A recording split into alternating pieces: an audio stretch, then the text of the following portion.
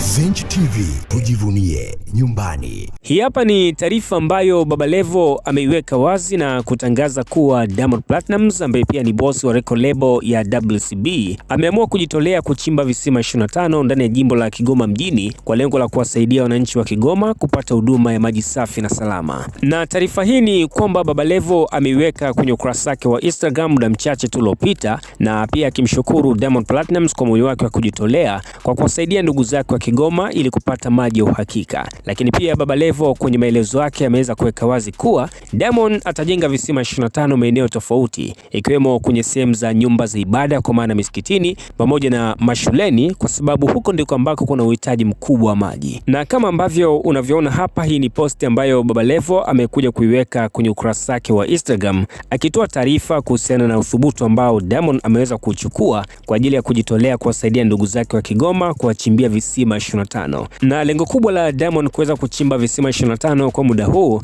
ni kuhakikisha kwamba kabla hata Ramadhani haijafikiwa, kwa hizi siku chache ambazo zimeweza kusalia, basi ni kuhakikisha kwamba waumini katika misikiti hiyo wanapata maji ya uhakika na maji ya kutosha, maji ambayo yataweza kuwasaidia kwenye shughuli mbalimbali. Na hapa nitakusomea hichi ambacho Baba Levo amekuja kukiandika kwenye ukurasa wake wa Instagram. Na kwenye posti yake Baba Levo alikuja kutanguliza hii posti ya maandishi ambayo nyuma yake na background nyeusi, na ikiwa inasomeka: nimepokea habari njema kutoka kwa Diamond Platnumz, atachimba visima 25 jimbo la Kigoma mjini kwa pesa zake mwenyewe, visima 20 kwenye misikiti, visima 5 kwenye mashule. Alhamdulillah. Na baada ya kuweka hii picha ya maandishi na baadaye akaja kusindikiza na caption ambayo inasomeka: asante sana mzee wangu Diamond Platnumz, Mungu akujalie -- acha nikae na mashehe wa mji pamoja na walimu, tutakupa mrejesho wapi na wapi tuchimbe.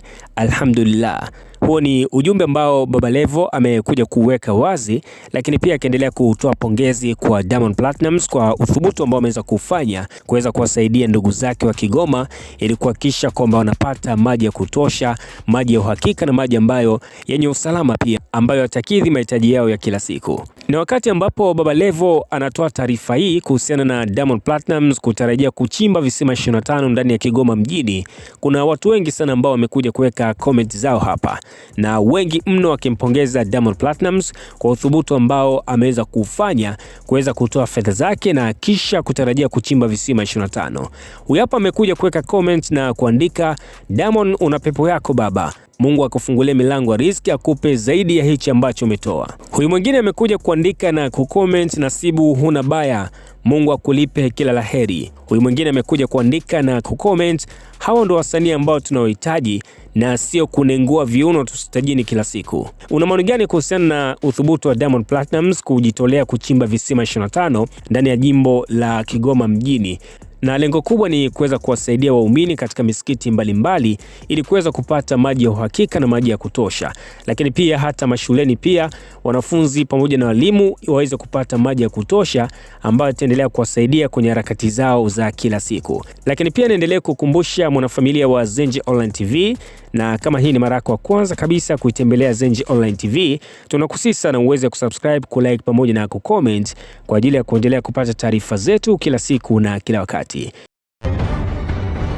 Zenj TV, tujivunie nyumbani.